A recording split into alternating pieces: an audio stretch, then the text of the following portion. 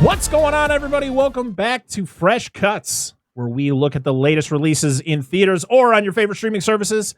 I am your host, Brett Parker. Joining me today are two fantastic human beings. One of them is my brother, Adam. Welcome back to the show. Holy shit. He's here, guys. He still exists. A millennium. He still exists. And we also have the amazing Dustin of the Flicks and Friends podcast. Welcome back, Dustin. Dustin is like an unofficial co-host. He's been on this show probably more than anyone. Yeah. Other than the actual co-host. Yeah. Other than your brother, I've been on the show more than him. You're getting close. You're getting close. I'm up there. I'm catching up. And I just want to say, we'll miss you, Brad. Brad from Old Man Brad was supposed to be here tonight, but unfortunately he couldn't. But I just want to shout out, he does have an awesome episode on Winnie the Pooh, Blood and Honey 2 with his wife over on Old Man Brad. So go check that out to hear his thoughts that you won't be able to hear tonight. But we're thinking of you, Brad. We miss you. Wish you could be here. As you probably didn't know already, but tonight we are talking about the sequel to one of the probably greatest movies of 2023. I'm just kidding. God, you can't say that with a straight face. You can't say it with a straight face, guys. We are talking about Winnie the Pooh, Blood and Honey 2. Oh, boy, everybody. So, 2023, Race Frank Waterfield comes out and he makes a movie, as we will say, called Winnie the Pooh, Blood and Honey, because Winnie the Pooh became public domain, and as soon as that happens, people are coming out of the woodworks, making these public domain horror movies, and he came out with Winnie the Pooh, Blood and Honey. We talked about that last year, so if you want to check out my thoughts on that, along with Brad, go check it out. It's on the channel somewhere. So now we have a sequel. That first one was made for $50,000. It made $5,000 at the box office. Right. So they, of course, got greenlit for a sequel, which got a $5 million at the box office. Yeah. Okay. Yeah. That's. Did I say 5,000? 5,000. Holy shit, guys! I was like, no, wait a minute. $5 million. Sorry. I said 5.4. because I said the budget was 50,000, so like 1,000 was just in my brain right there. Yeah. Wow, they lost a lot of money. Wait a minute. Guys. They got a sequel out of that. April Fools. God, to be honest, I have fallen for a lot of stuff today. I haven't commented on a lot of stuff, but I was like, holy shit. And then I forgot today is, as we're recording, is April Fool's Day. God damn. Yeah. But all I can say is this first movie with this, being a movie, I remember it being on a list that you and I have talked about in 2023, where it was nowhere near my dishonorable mentions when it came to, because I had a ton of fucking fun with it, man. Like, yes, I mean, I give any type of independent horror movies a chance, and this one, I was able to at least watch all the way through.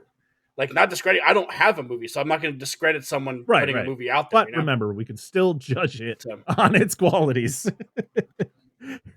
I'll give it a chance. So, we talked about it last year. The fact that this movie, or the first one, made so much money, $5 million at the box office on a $50,000 budget. It was either 50,000 or 100,000. I can't remember the exact number. This one got a way bigger budget. I think it was a $1 million budget.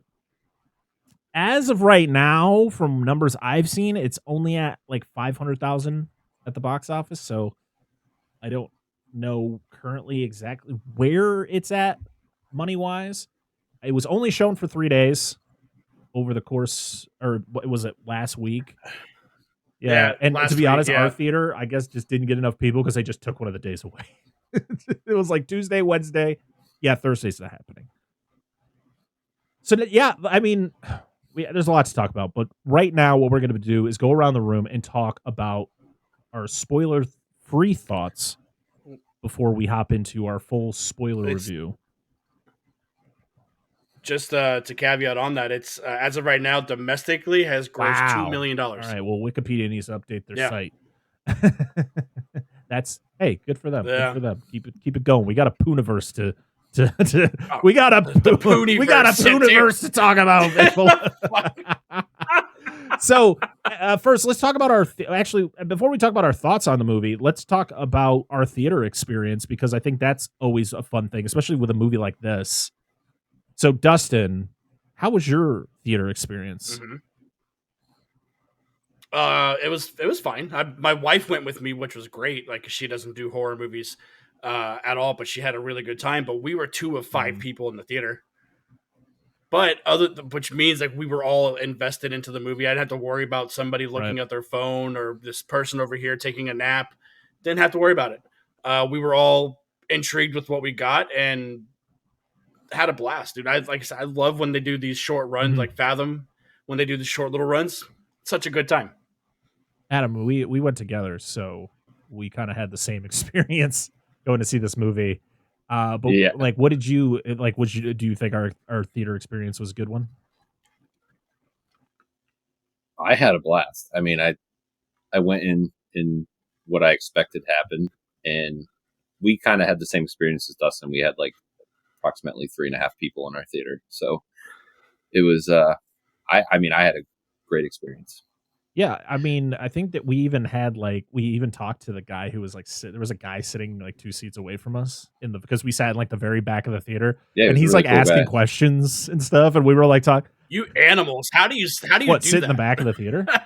Okay, sit in the very back of the. I can't our do theater. That shit, our theaters aren't big. Wild. Like they don't. It's not like a. It's not like a Regal. It's not where it's like a fucking auditorium. Like our theaters are somewhat small, so when you sit in the back, you're still getting a pretty big, screen experience. Oh, okay. If it was a bigger theater, I usually go for like the middle, or sometimes I go a little closer to the front, especially depending on what kind of seats they have. If they're just the generic awful garbage reclined, but they don't stay reclined, then I usually sit like in the middle. But So, but our theaters are small, so usually the back is nice because I don't have to worry about anyone sitting behind me. Oh, okay. It's nice. Sure. But yeah, I mean, we didn't have many people in our theater, and it was just, it was a blast. It was a lot of laughter, like just laughing out loud, and people just, the fact that you can do that, and people just not giving a shit. The only thing that's like annoying, and it's just like a sidebar, is when you're trying not to like fuck with whatever food you have while like quiet moments are happening. Like something tense is happening, and you're just like, I didn't care. My nerves were going in my mouth. Like, all right, wait, action. I know. I never touched my nerds until it was like bad timing. It was every time I went to go eat my nerds, everything would get quiet, and I'm like, really? Every time? I just want some nerds. Yeah, I'm just like, action, gummy worm in the mouth. I had a similar somewhat of experience. How you guys said you were chatting with the guy a couple seats away from you. But the only time we did have a conversation with anyone was when we were leaving, because there was like this other. It was kind of. Yeah, our conversation with him wasn't during the movie. It was right as like the credits were rolling. He was like, asking, like he would turn to us, and I don't remember exactly what he asked us, but he was just asking us some questions, and he's like, holy shit, are you that guy from that podcast, Dissect That Film? One day, man, I might have a heart attack if someone actually recognizes me for doing this, okay? Yeah. What if it's me? What if I walk in your house and like, hey, you that guy? You guy! God, I think I know you. All right, well, now let's talk about our spoiler-free thoughts on the movie before we get into our spoilery parts. Dustin, what you think of this one? It was a fucking banger. I went in with little expectation because I knew what I was getting into, to be honest. And I just had a ton of fun. Like, I went in there and expected anthropomorphic sized fucking monsters killing these people, and that's what I got. And it was just a blast. It was a blast. Adam? Oh, I mean, compared to the first one, it was in a different universe. Literally. I mean, obviously, it's not. Literally as spectacular, but no, I think with how they recreated the look of the characters and everything, it was everything I expected, and kind of more, to a sense, because the first one was just so great. I threw up saying that.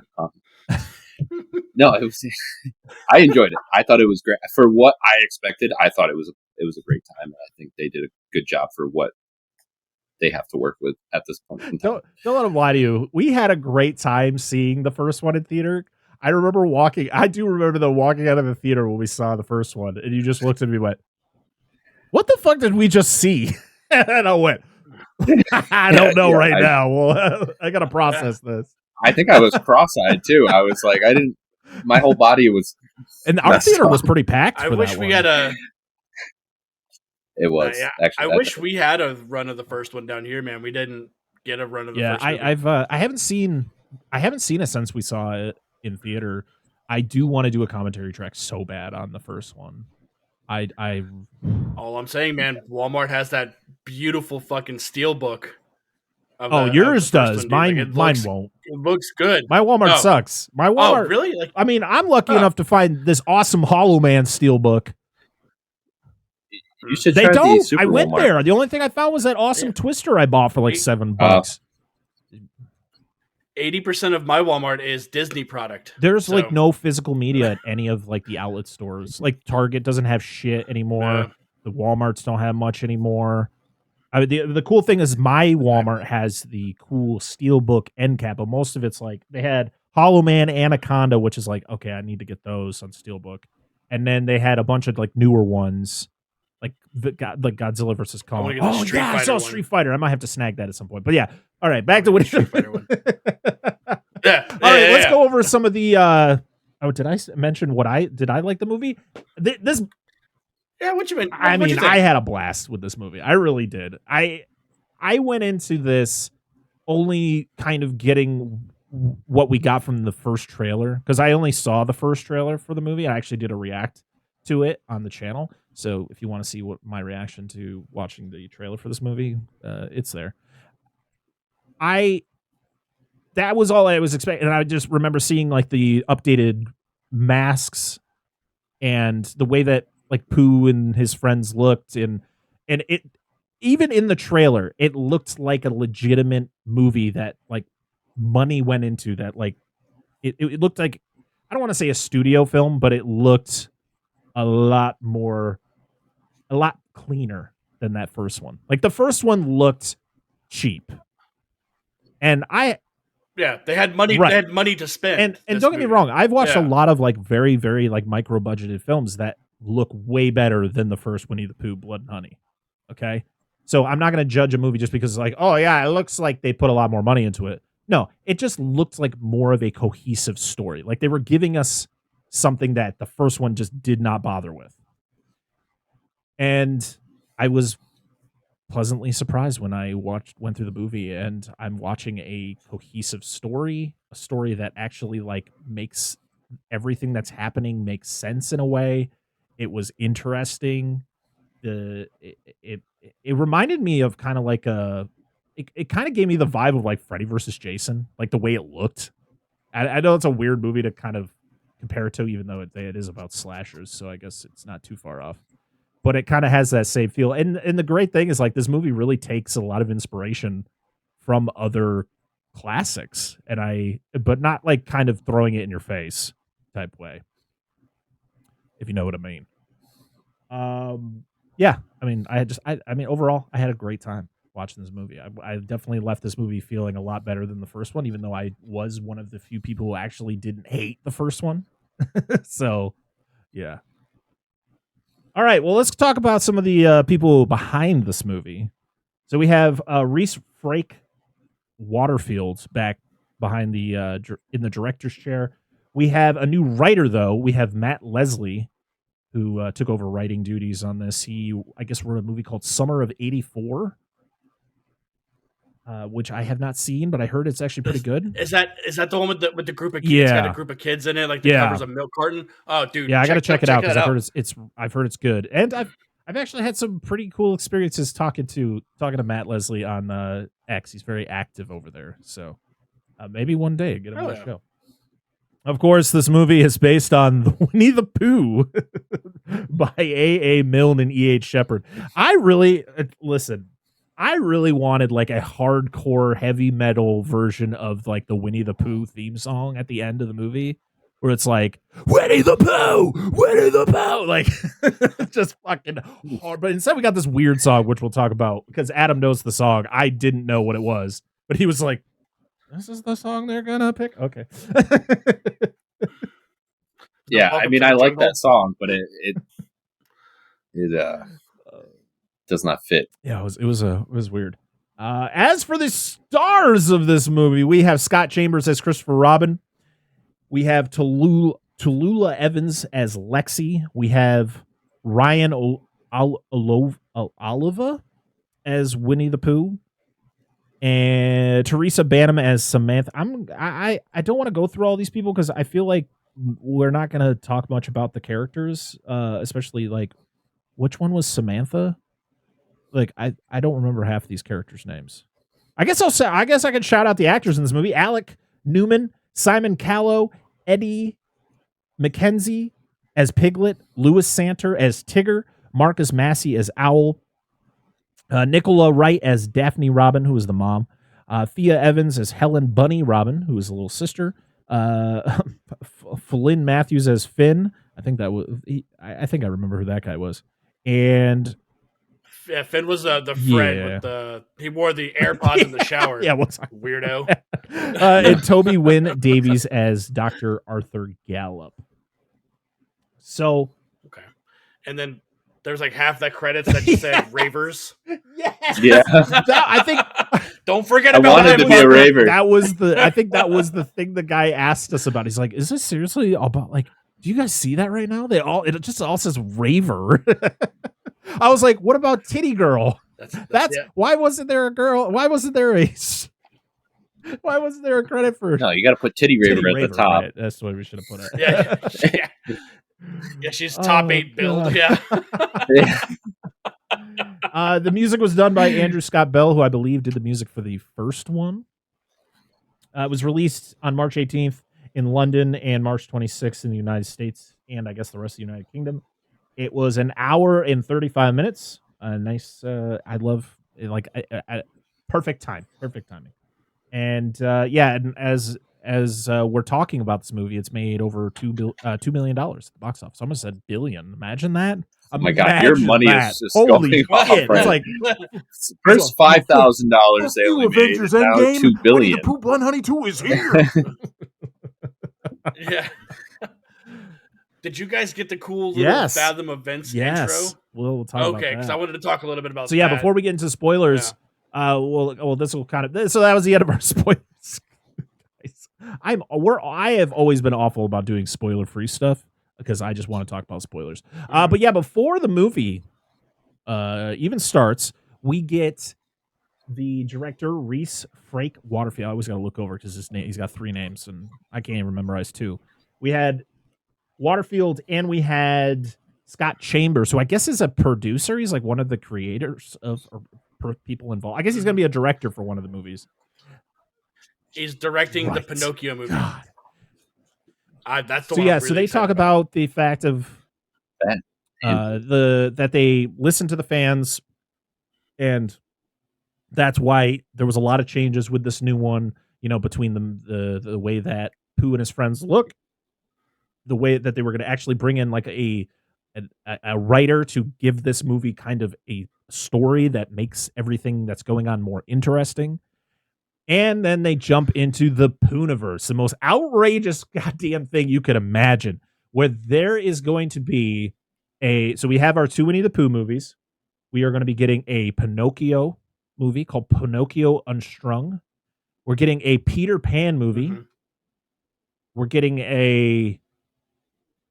What am I missing? here? Bambi. We got a sneak peek for one of them. Bambi the Reckoning. The Reckoning, which I think is probably going to be the... Why did that actually look really good, though? Like I'm not going to say... and everything when they show really good. You know, I'm stoked Yeah, when they show that dude. deer flipping that car, I was like... I literally looked over that. I went, why did that CG look really good? Like it actually looked legit. Yeah. Really good. Wow. I was really impressed. But we're getting all these crazy horror movies, which will then culminate into the Poohniverse, which is going to be some sort of like Avengers event where all these characters get together to fight like the Mad Hatter, I think is one of the villains or something like that. I think the Mad Hat. I think they talked about bringing the Mad Hatter, Sleeping Beauty, and other public domain characters into this movie to help get rid of these people who are surviving, I suppose. Yeah. Like Pooh needs help, getting rid of Christopher Robin. It's so interesting because for years, I remember, I think it was when they announced Blood and Honey, the first one, that I went, what would be a perfect character to turn into a horror movie is Peter Pan. Peter Pan is perfect because I mean, pretty much. I mean, he's literally kidnapping children and bringing them to this Neverland, and it's already a horror movie in itself. Pinocchio, definitely 100%. Like, I even mentioned it, like it's gonna be like a Chucky movie, and I'm like, sign me the fuck up right now. You mentioned it's gonna be like a Chucky movie. Yeah, you just had to say Chucky, bro. You just had to say my boy Chucky. Okay, I'm sign me up every time. But they kind of spoiled some things that were gonna happen in each movie. It kind of bummed me out. I was like, don't tell us what they're gonna do. Like, he was like, oh, he's gonna use his nose as like a weapon. And I was like, I kind of figured that was gonna be a thing, but it's like, keep some things on the low down. People are gonna go and see these movies. We're all gonna go see these movies, 100%. Like, what? Yeah, I already have the tickets. I'm already sitting in the seat. As soon as those things pop up, I'm like, bought. Yeah, Pooh's got the gauntlet, but it's like a jar of honey on his wrist. Literally, he just has his hand stuck in the jar, but pretend like it's powerful or something. And they even talked about the fact that they had to like eliminate a bunch of the kills from this movie, and so they'll all be part of the special features on the Blu-ray. And I'm like, oh, is Blood and Honey 2 about to be in my collection? Yes, it is. It's already got it. Dude, it's already got a spot on my shelf, man. It's gonna be there. I don't know if I want to put the first one on my shelf, but the second one definitely will be. All right, well, so yeah, I'm very excited for the Poohniverse. I don't know about you two, but the Poohniverse, I am sold. I am a sucker for these stupid. Like, a lot of people are very upset on social media about these movies and how they're like ruining their childhood. I'm like, for one, I just want to admit, dude, I have to hear from Paul every day. I hear from Paul. Listen, all it's the fucking okay time. if you feel that way, but I just want to clarify: if you are letting these movies affect the original of whatever, like the fact of like Winnie the Pooh, like if this will never touch the original Winnie the Pooh.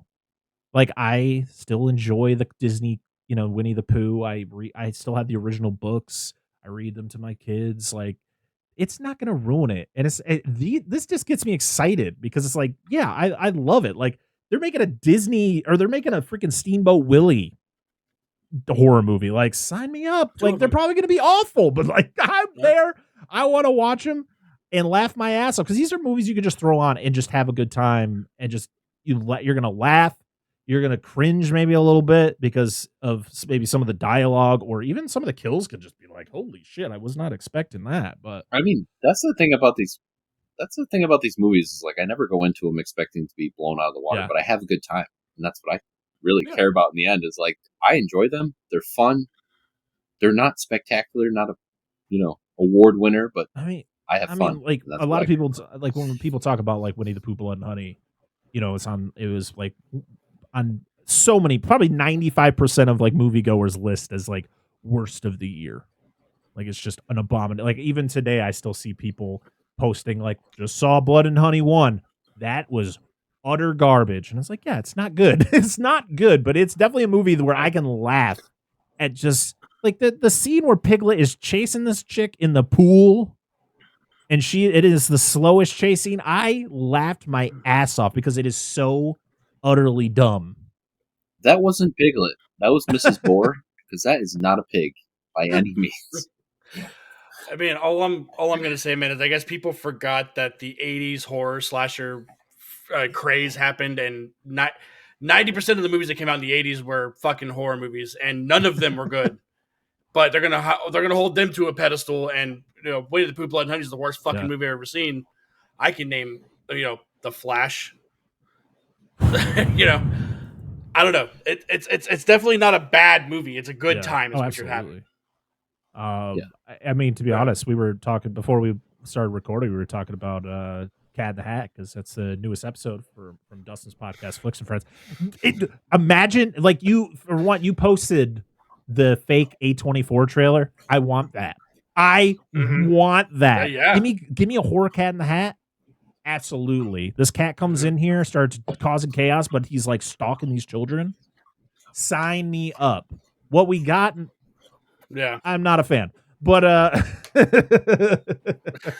we'll leave it at that. All right, let's talk some spoilers about Winnie the Pooh, Blood and Honey 2. So if you have not seen this movie and you don't want to be spoiled, because this movie actually has a story, this has a plot. So if you don't want to be spoiled, please leave now. Go watch the movie. Wait for it to come on to digital. It probably is going to be on digital pretty quickly.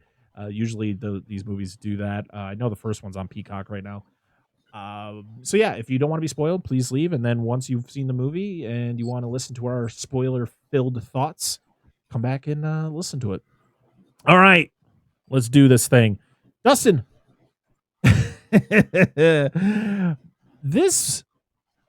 so what did you think of the movie now that you can include spoilers? Dude, because you were trying to compare it to a movie earlier, and you compared it to Freddy vs. Jason. The first time we see Winnie the Pooh grab this girl by her arm and break it, and then grab her leg and break it, and fucking go around and put her head in a bear trap, I instantly thought Terrifier. And in my brain, that is what I kept. I was like, this is straight up like a fucking Art the Clown movie. And I loved how brutal it was. How, not gonna lie, I was pretty bummed, Piglet getting taken out so was kind quick. Of a bummer. But with what they talked about at the end, which is fucking stupid, I'm stoked because he's coming back. But all of the kills in this, the lore dump that we get, the mythology, the fact that they made the first Winnie the Pooh, Blood and Honey kind of like stab to this universe. It's a movie within this fucking movie. Definitely, because a lot of my friends are like, "Oh, I've never seen the first one." Like, well, you don't have to be honest. Like, you really don't have to see the first one to see this one. There's a lot I liked about this movie, and I'm sure we'll get into it after everyone's had their turn. I'll just talk about the whole thing. I mean, to be honest, me and Adam kind of came out of the theater with the same reaction and the same, feelings about the movie. The fact is, like, this movie is a million times, like, and as someone who actually didn't hate the first one, this movie is a million times better than the first one. To the point where they just went, so it's not a sequel to the first one. It's actually, the first one is a movie within this movie. This is the real events. This is the real Christopher Robin, the real Winnie the Pooh, and all the characters. That is just the movie they made based on the events. And you're like, I like it. The fact that we don't get that. Yeah. My only real gripe is Tigger didn't speak in rhyme. Yeah. I kind of wish he did, but that's really it. That's all I'm going to complain about. Adam, what were your feelings coming out of the theater? I think the thing that grabbed me the most about this one was they actually gave this movie kind of like a meaning. Like, there was a story behind it, and I think it really caught my eye when they brought up the whole fact of, like, who is his brother, and they're just like these animal human hybrids that were created. And because in the first one there's no premise, and then with this one there was actually a premise. And, like, as much as I love the kills in this movie, like, when they brought up that whole thing about the backstory of all these characters, I was like, oh, okay. Like, it actually was good for being like I'd still consider it a low budget movie, considering, like, movies are worth quadrillion dollars nowadays. So, but yeah, I would say for me it was the stories and the kills, and I will say Tigger reminded me of Freddy. Yeah. A lot of his actions reminded me of Nightmare on Elm Street. Sure. But yeah. feel like I had something else, but it'll come back to me. I'll let you. Yeah, I mean, speaking of Tigger, he definitely was modeled after Freddy Krueger. He says he calls everybody bitch, which is a Freddy Krueger thing. The way that he kind of like walks and stalks his his victims, very Freddy like. I wish he spoke in rhymes. I wish they were able to kind of get him to like bounce on his tail, like as like an attack, like oh they're up on up on that catwalk. He uses his tail to like hop up there, but you never see him do it. You never see him actually hop around. To be honest, when I'm thinking of like all of the characters, I think Tigger is probably my least favorite, and he was the one I was most excited for when I saw the trailer. I was like, "Fucking Tigger's here, man!" He's wearing like a straight jacket. So I feel like I said it. Fits. I feel like I said this while we were in the theater, but to me, like he didn't look like a tiger at all. To me, like I get they're a hybrid, but like he looked like a puma or like a leopard. Like I just think this. They were like he looks like a cat. I mean, he's gonna be Tigger. What? Yeah, the only thing to me that made him look like Tigger was like when you'd see his hands and shit, like it was tiger striped. Like right. And the stripes too you're had the supposed to stripes assume. on it. Yeah. Yeah. But I see what you're saying though. Like it wasn't like it was a very dark movie, to be honest. So like trying to see the fine details on someone who has fine details. Yeah, because it was one of my minor complaints is the fact that Tigger and Pooh's mask look very similar. So there are some scenes in the movie where you're like, is that Tigger? No, it's Pooh. Is that Pooh? No, it's Tigger. You're like, oh God, stop! Like it's just like too much like close to the face, and they just look so similar, especially when it's in a dark scene. You're like, oh my God. Mm-hmm. Owl's character reminded me so much of Jeepers Creepers. Like that's all I could think about every time I saw him in his character. I said, so like bringing it back to like, I feel like this movie made me think of so many movies around it. But like you said, it didn't throw it at your face. But I could compare so many different type of horror films to what they modeled a lot of their stuff after, which to me was cool because, like you said, they didn't throw it in your face. They didn't copy it per se, but they just based it or modeled it a little bit after a lot of horror, which was cool. Yeah, I like the whole Tigger reveal. Like when they're down in their dungeon, and you see the door over there rattling, and they're like, yeah, you don't want to go in there. And then all those cops come down, and they're like, I guess they're gonna go in there. Oh my God, though. And they get great reveal, but when the cops are getting attacked and they go to the outside of the tree and the claws or the hands or something that come around the car, it's like such weird like popping that's going on there. It just looks so weird, and then it's like that's you just so my one gripe, this is the one thing that was going to come back to me, and it did. I didn't like that 98% of Tigger's kills were like shadow based. Like you didn't actually see him killing them. It was like his shadow portrayed on a wall of him killing people. Yeah. Like that part was to me was like, because I thought his character was pretty cool in that his kid, like the way he like acted right before he was about to kill, and they'd show him he looked really cool, and then all of a sudden it would just be like a shadow, and I'm like, oh come on, like all that build up, and then all you see is a shadow on a wall.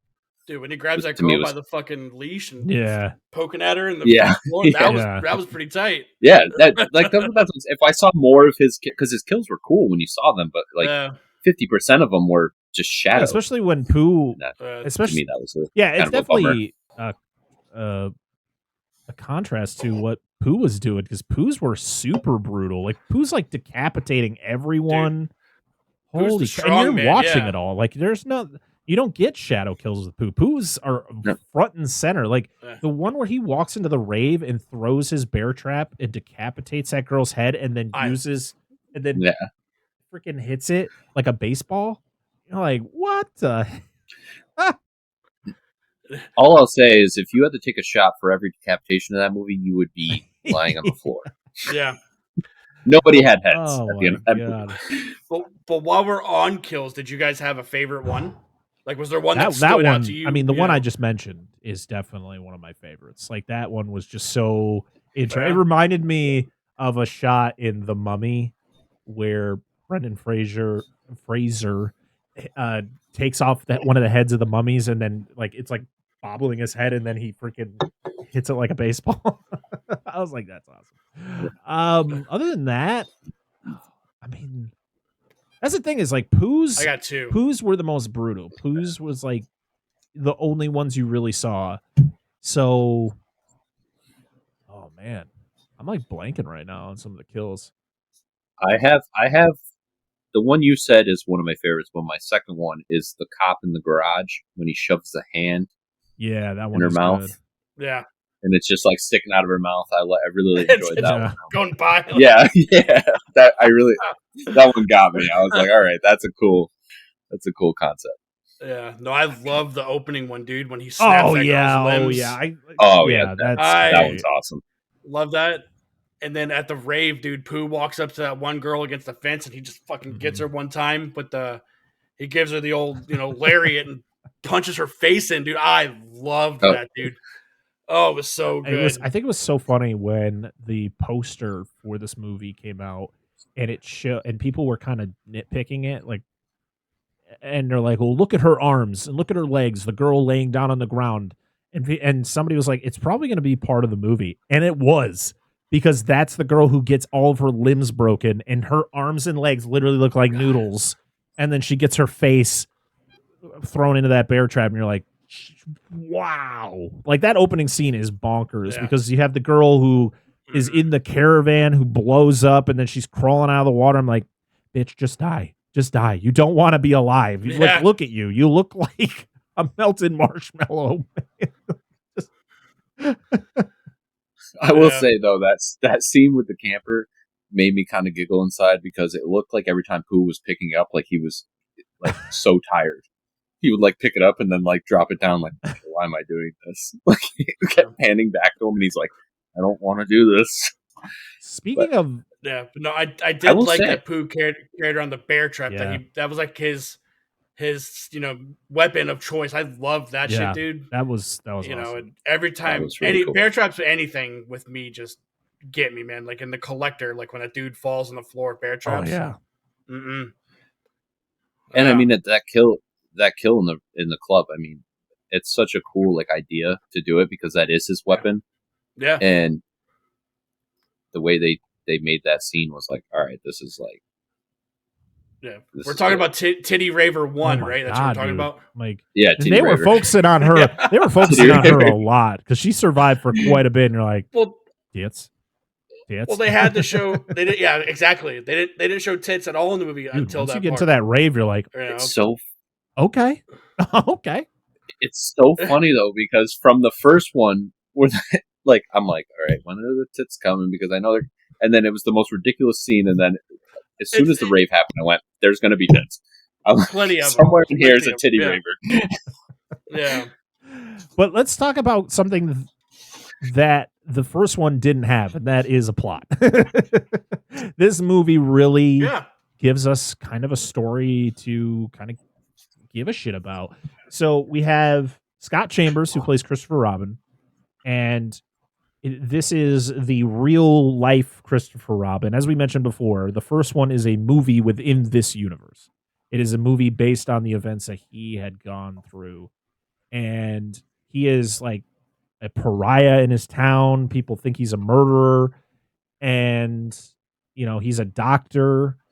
And stuff like that. And there's this whole thing where he's like going to therapy and, people are talking shit about him behind his back and all that stuff. And he has parents that are like 75 years old, and somehow he has a 6-year-old sister. That was the one thing I was like, how old are these parents? Yeah. Like, this girl is like 6 or 7 years old, and that mom is a lot older than that. A lot older than a mom should be. But it was like, I thought that Scott Chambers did a great job portraying like the emotions of someone who's going through this like kind of shitty time in his life, having to be called a murderer for things he didn't do. He's got his friend who's played by Taluya Evans, who I also thought was good. The only thing is I didn't think we got enough of her. I would have liked it if they were together a lot more, but we had to get the whole her and the kid she babysits kind of subplot there, which was very Halloween 2018 to me. If you've seen, it reminds me of that girl who babysits the little kid, and then she later gets killed by Michael Myers from the closet. It reminds me of that whole situation.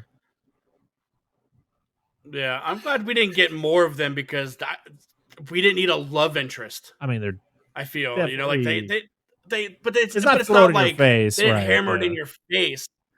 Yeah, but I feel like if there was more of her and him in this, then I can guarantee you we would have got that. I think it kind of culminates in the end. I feel like it's going to happen probably in the next one. I'm not gonna lie, I compare a lot of movies together, and his character reminded me, probably because I watched it semi recently. His character reminded me so much of that girl from it's the Alien movie, where she's like so shunned by the town. It's where she's like deaf. No, she's or not, mute. and she's not either of those things. She just doesn't talk because she. Oh, what's what I'm thinking of? Then has the deaf or mute Hush? Character that has. No, it's an alien invasion movie, but it's I know what you're talking about. It's on Hulu. Yeah. Like his character reminded me so much of her because they do the same stuff to her. Like she was so shunned by this town, and obviously it's a different type of universe. One's aliens, one's but I we get this whole thing where his brother died or his brother got kidnapped. They never found him, and I guess a bunch of other kids in the town got kidnapped. Then it turns into this whole like Dr. Moreau storyline where there was this doctor who was getting kids and experimenting on them and turning them into these like animal human hybrids, and that's kind of how these characters exist. And I think it just like if you're gonna try to make this make sense, you're gonna try to make these Winnie the Pooh characters make sense in this universe. What better way than to be like, yeah, they were human, but they were experimented on. That's why they're the way they are. And you're like, okay, I mean, it is ridiculous. No matter how you write it, it's ridiculous, but at least it makes sense. Where in the first one, it's just like, what are they, just Pooh's friends that just got pissed off because he went to college? Like, what are we talking about here? No, they were just crazy people with masks on because they didn't even look like actual. And that's what I liked a lot about it is the fact that Pooh and Tigger and Owl, they were like, yeah, Christopher Robin did this. Yeah, Christopher Robin did that. They knew Christopher Robin prior, which was smart. It was really smart for them to lay in the fact that these were kids that Christopher Robin knew at some point in his life. And to turn them in, they're growing out of control, their bone density, all this and that. Regenerative skills. Dude. But giving them this lore dump and the psychotic breaks that Christopher Robin's having, I loved seeing him going to the shrink, having the flashbacks that were blurry to the point where he came to and realized he knew who this guy was this whole time. And I dug that. And then we got his story as to why he did it. And, typical I need money type of thing. Very similar to another movie that we got in the last year, very much like Five Nights at Freddy's, where he's dreaming about who kidnapped my brother. And it's kind of the same thing. I'm not saying these things to be like, look what the writer did. Damn you, Matt Leslie. Look what you did. You stole from all these. No. I'm just saying it's very similar in the way that it's like him trying to figure out who kidnapped his brother. And then he comes in contact with him. He meets the guy. He finds him because the guy's awkwardly stalking him, making it obvious that he's being very awkward. And then he kind of he comes face to face with this guy. And this was, I'm glad we got kind of like, this is where we get the explanation of that there was this doctor that did these experiments. And now, yes, this is the kids turned into these things. But it went on a little too long. Like he added so much extra information. I'm like, we could have just gotten, you helped him kidnap kids. He turned these kids into experiments. Well, they're trying to set up a universe. But you could probably just kind of split it off into all the other movies about why these things are happening. It really didn't deter me to be like, oh my God, can we just move on? It was just like, okay, it's a little too much info. Like, just give us the fact that you did what you did, and now you're giving this information to Christopher Robin to the point where he now is like, oh shit, so my brother is one of these. Like and that's when it kind of like sprouts in his head, like, oh, so Pooh might be my brother. Yeah, because what's the most fucked up about it is when we start seeing these flashbacks to young Christopher Robin playing with young Winnie the Pooh.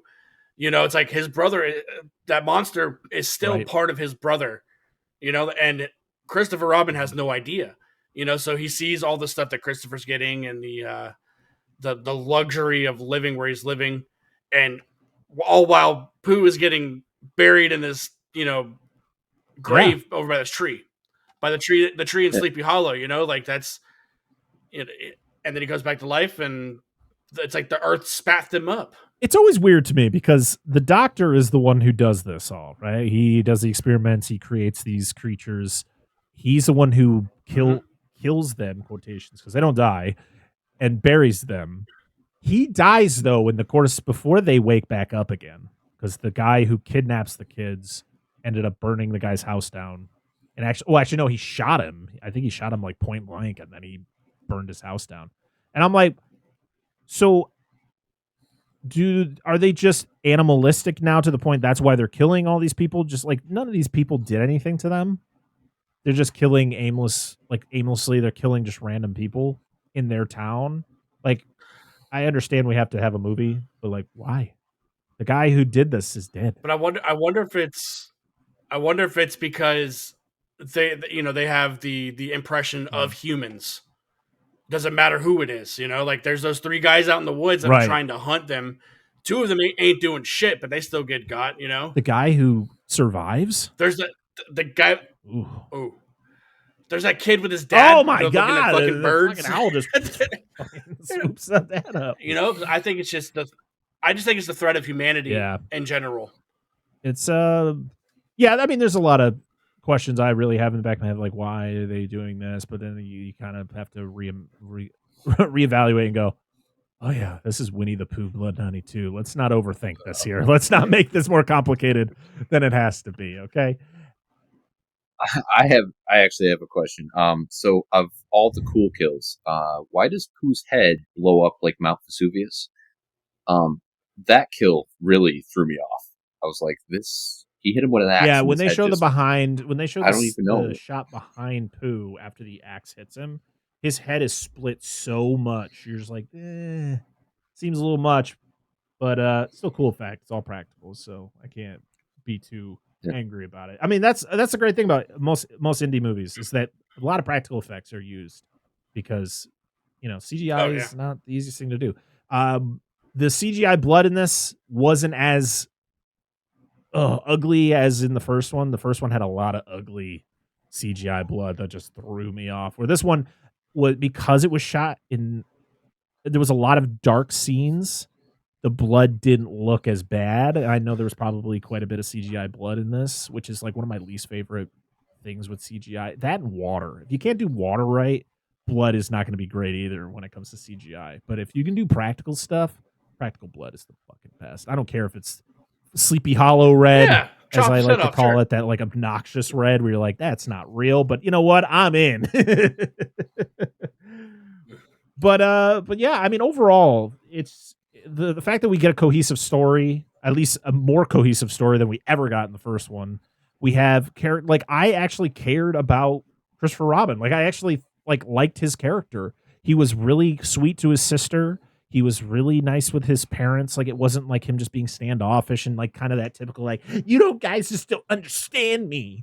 And like, and then, he's got a little sister, so he's a douchebag about, to her or whatever. Like, he's generally a nice guy, just trying to clear his name, trying to get people to understand that he's innocent, that he didn't do these things. And, even when people are pretty much calling him a killer to his face, he's just like, I mean, I didn't do it, but whatever. I guess if that's what you think, I'm just going to go instead of causing a big issue or whatever. I mean, even when he got fired from the hospital, he still didn't, he was upset, but he didn't make because I mean, he understood what the guy was saying to him. He's like, it's bad publicity for the hospital. It's like, and the guy's like, I know, I don't want to do this. Like, it's not my call, but the fact that, it's, having a supposed murderer as an employee probably doesn't look so good for us, even though because he even says, like, I believe you. Like, I don't think you did any of that stuff, but and that's, I mean, way more emotion than we even remotely got in the first one. So it's like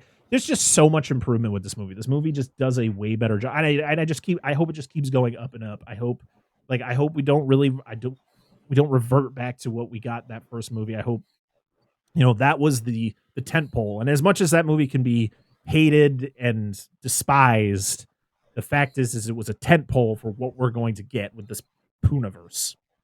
And the reason why we got such a better version of this story yes, I understand people's hatred for it because it is Winnie the Pooh and it's ruining the legacy of Winnie the Pooh. It's not. It's okay, guys. If you don't want to watch it, just don't watch it. But we're all going to sit here and tell you to watch this movie. It's not in theaters anymore. Hopefully they will be. Oh no, by the time you listen to it, it's not going to be a thing. I know that today. Oh wait, today's April Fool's, so it might have been an April Fool's thing. Yeah, you would have got it. Was. Oh man, got. I mean, yeah. I didn't do it, but damn it, they did. Yeah. God, this goddamn day. But I just wanted to bring this up real quick. Why was Pooh? I don't say sympathetic, but he chose not to do anything to the little sister while he broke into the house. They were face to face, like something could have happened, and then she disappeared. Christopher Robin couldn't find her. No one knew where she was. Then all of a sudden, she was with the cops. Wasn't it because she was holding the bear that used to be his? I don't know, but it was just one of those things where it's like, does he still know that? I don't know. I know she was holding the bear, and I remember the scene where he says, "Why did you take Billy?" What was his name? Billy. Yeah, why'd you take Billy's bear? Don't go in his room or whatever. And then I remember her holding it when he's looking down at her. So I don't know if that's why, or maybe a coincidence. I don't know. She outran him. Yeah, because yeah. I mean, that's the thing. You don't see him take. Yeah, you don't know. No, because by the time, because after he kills the parents, which he goes up to his old room and he sees a picture of himself. He sees his, picture of himself as a kid. Oh, we get like the lightning strike and you see his reflection on it. Yeah. I think she hides in a different part. I'm guessing she just ran away. She just got out of there before Pooh was able to take her, because the fact is, the cops find her. Yeah. I think it would have been more interesting if Pooh just hid her away, and if she was down in their lair, because the thing is, and I I've listened to other people's reviews on this movie, and I've heard some pretty interesting theories. It's like her nickname is Bunny, and so it was one of those things like, what if she becomes Rabbit? Like, it's like maybe they take her and they turn her into one of them and she becomes Rabbit. But then I heard that Rabbit's already a thing in this universe. Like, he already exists, or she, I guess, because Kanga and Roo are going to be in the next one. Yeah. Where the He's fuck's dead. Eeyore? He died. Remember in the first one? No, I'm just kidding. The first one doesn't give a shit. But I guess because it's based on true events. Because remember the first one, it was like a really shitty painted sign just says Eeyore was here, or Eeyore is here. He's like dead with the really shitty 100-acre wood sign as Christopher Robin and his wife walk in there. Like, what the hell? Yeah, but no, I dug this movie. I dug this movie a lot. And the fact that we're getting a shared universe, we're getting more of them. It's just gonna be a ton of fun. All about it. All right. I think that, that's about it. I don't want to talk about the entire movie in the show. We talked about it quite a bit. There's a lot of great kills. A more I don't want to say it's like a great plot, but it's a more interesting plot that actually makes me care for some of the characters. I liked Christopher Robin.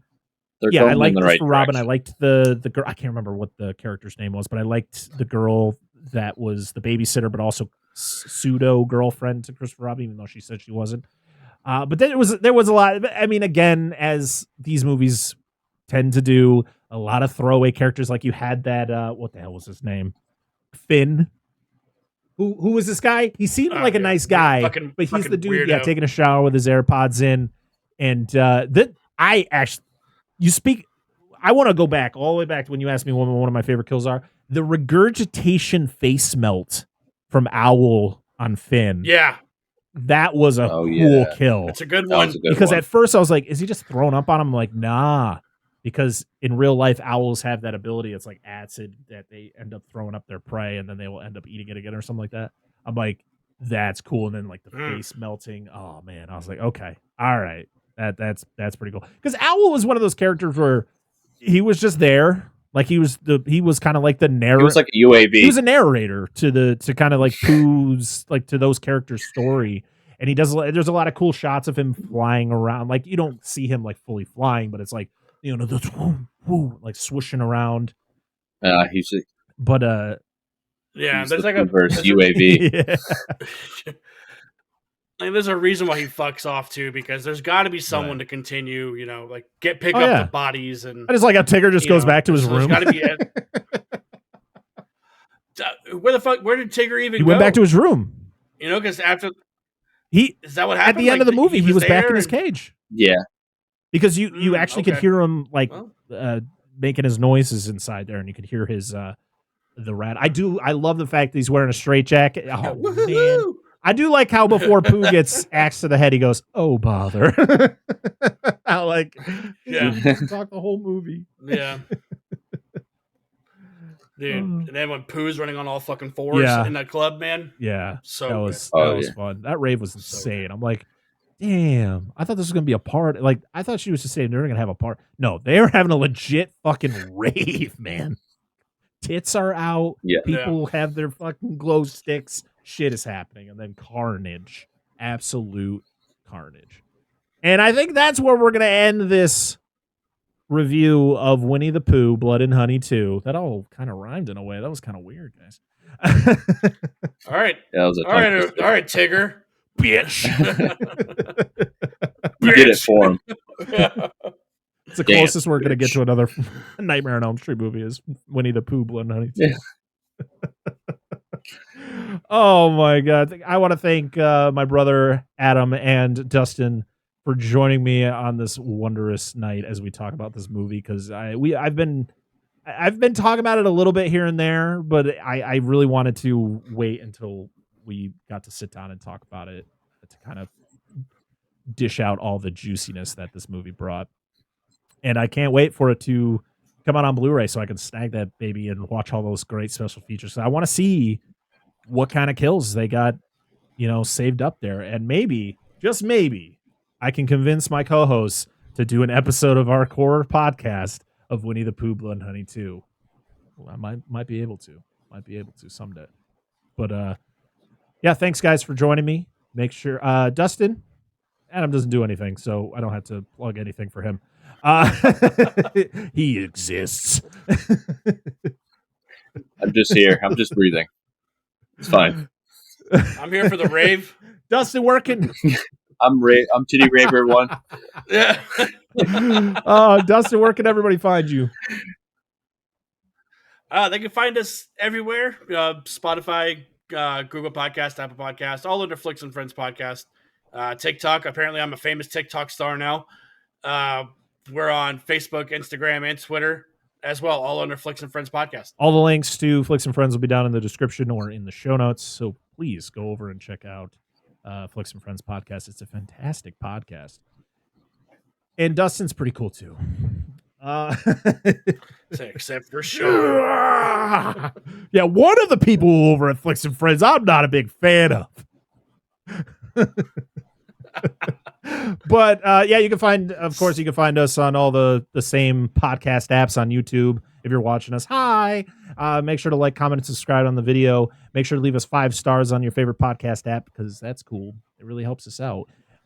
Get some visibility, get some more people listening to the show, because that's kind of the goal with podcasting, is to get new people listening and the old ones to stick around.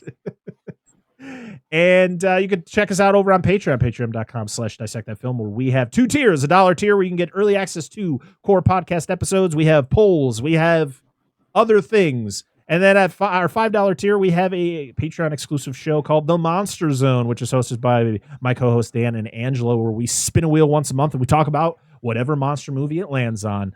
And this month, we don't have a movie yet because it's April and it's a new month and we haven't done our wheel spin yet. So, but when you're listening to us, we're going to have a live stream this Friday, April 5th at 8:30 p.m. Eastern, where we're going to be doing our normal end of month live stream and a Godzilla X Kong review. So if you've seen Godzilla X Kong, you want to know what me, Dan, and Angela thought about it.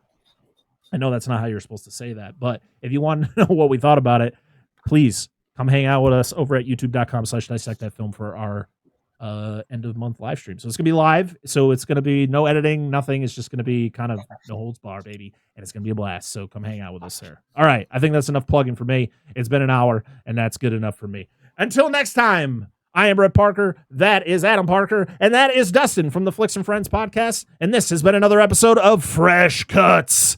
We'll see y'all again next time. Bye-bye. Pooniverse, assemble! That's a great way to end that.